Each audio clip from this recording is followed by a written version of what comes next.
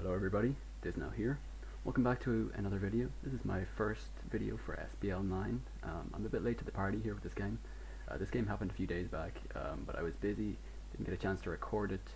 However, I was told that the week 2 games are not up until the weekend, so I do have a chance to catch up on the games I missed for week 1. This game is between Thelinearcurve and Jirachee.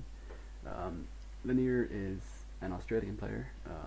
He's a chess player.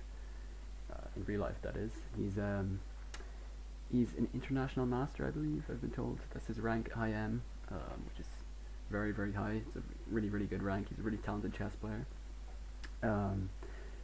Lanier is the highest ranked player in the PR rankings for this tournament. SPL 10 rather. Sorry, not 9. SPL 10. I said 9 earlier, I think. No, it's SPL 10, and he's the reason why he's the highest ranked, in my opinion, is because in one of the highest level tournaments there is, which is called Callus Invitational. This guy came first in the first Callus Invitational, and then second in the next one. Now, Callus Invitational is all of the best ADV players from past till present in one tournament in a double elimination for $500. Lanier came first in the first one, second in the second one. It's a really, really high achievement. His opponent today is Jirachee, who is a talented tour player. I don't know him too well, but I've been told he's quite a talented tour player. Good friends with guys like BKC, so he definitely knows how to play the game. This game should be a cracker, so let's get right into it. Actually, going to play it on slow. Lanier going to lead Tar, Jirachee going to lead Mence.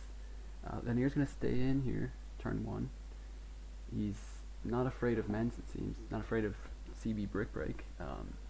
And it's actually choice band damage too. Coming up against the opposing meta who looks like to be choice band too. Oh, yes he is, and he catches Scarm turn 1. Lanier waited a lot of time for that turn, so he was hesitating. I think he knew that the explosion was coming, but he decided that Scarm was the only thing he could really sack there. Lanier leads Blissey this time. Nice lead. He definitely got the better end of that one. Most people wouldn't lead Blissey because it has no offensive output, but he seemed to be very confident in that prediction. Jirachee reveals a Blissey of his own here. I'm wondering why he had a boom meta turn 1 if he's running kind of a balanced team. I thought it would be more offensive with a boom meta turn 1, but I guess he just doesn't want spikes coming up against him. It looks to be a pretty standard balanced type team, and those teams in general are pretty weak versus spikes, so yeah, it's not a bad move at all. Yeah, it looks like he has a bit of pressure. It looks like he has a bit of trouble pressuring Scarm as it is, so definitely understand why he's got boom meta turn 1. Lanier looks to be running something a little bit more standard. He's got Gar now, and we're going to see what set it is here. It's Hypno Gar. So Hypno Gar generally indicates that it's a more offensive type of Gar. It probably doesn't have very much SPDF, probably cannot take a crunch from Special Tar. Lanier's going to go for an Ice Punch here, predicting the switch. He often makes that play, goes for an Ice Punch, or Will-O-Wisp, predicting somebody to switch out with their Hypno Blissey, but Jirachee knows to stay in here. He knows Lanier too well. Lanier's going to go back into that CB Tar. Yeah, Jirachee doesn't have as many answers now. He does have Pert, which is the best answer. Lanier is going to go for the Focus Punch, predicting Pert to come in here. We're going to see how much that does from 88. It brings it down to 33. Yeah, that's a huge chunk. That's 55%.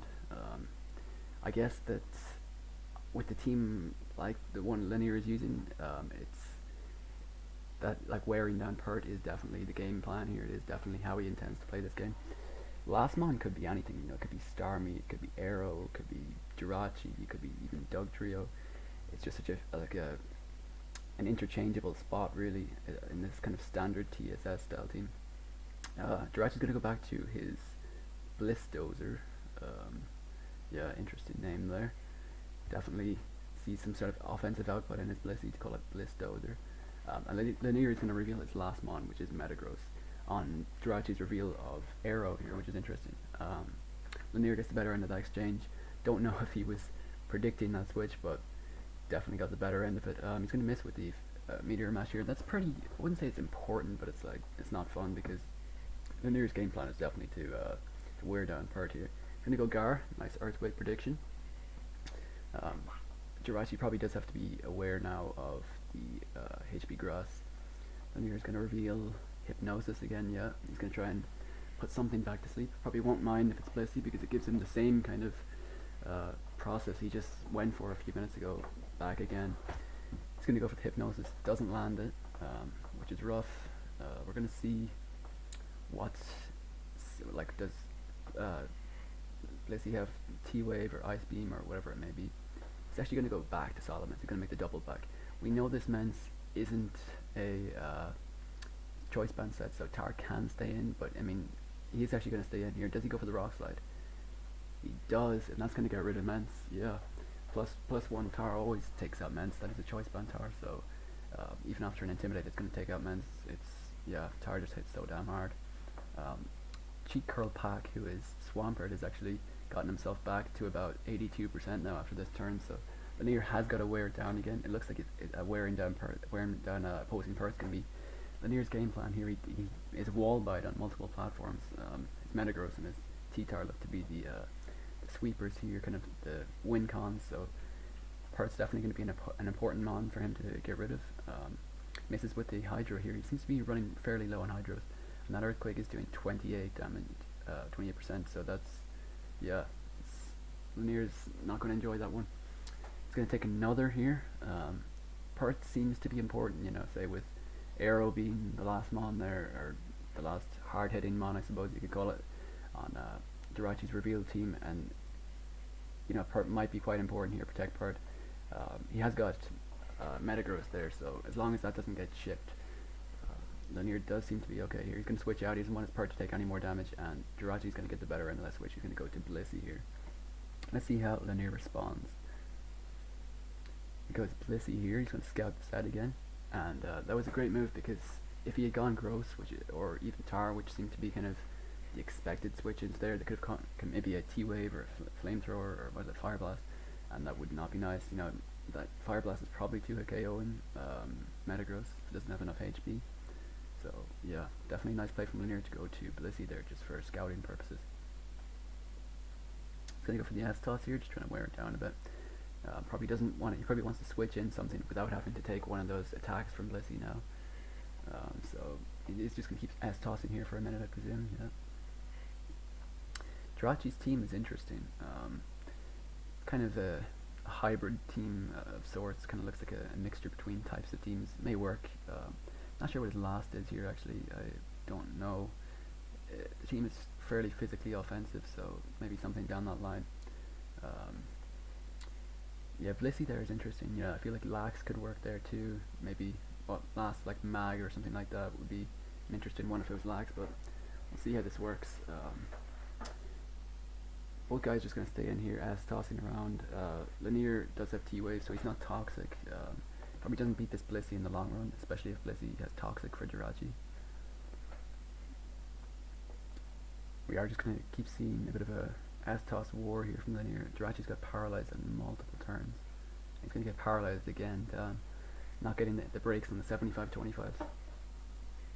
Is Linear going to make the switch now? He is going to make the switch to T-Tar now on its 15% deathbed, and comes in and at a very, very nice time. Linear timed that very well. He's going to get some use out of his Tar now. He goes for Focus Punch here. I mean, ballsy. What's he going to hit? He hits Pert. That's huge. We already know it's doing 55-ish. That does 53. Puts Pert in torrent range, which is pretty nice for Pert. But that's crazy damage. Opposing Pert now is going to go for Ice Beam. Jirachee hasn't gone for Hydro there. I feel like he would have gone for it if he had it. So maybe this is some form of refresh Pert. Its damage output seems to be weird. It Earthquaked Pert earlier, and it's Ice Beaming now when it's in torrent range. So that's kind of interesting. I would make the argument that Jirachee's Swampert is probably refresh. Can't be sure, but probably. Linear gets the better end of the switch here.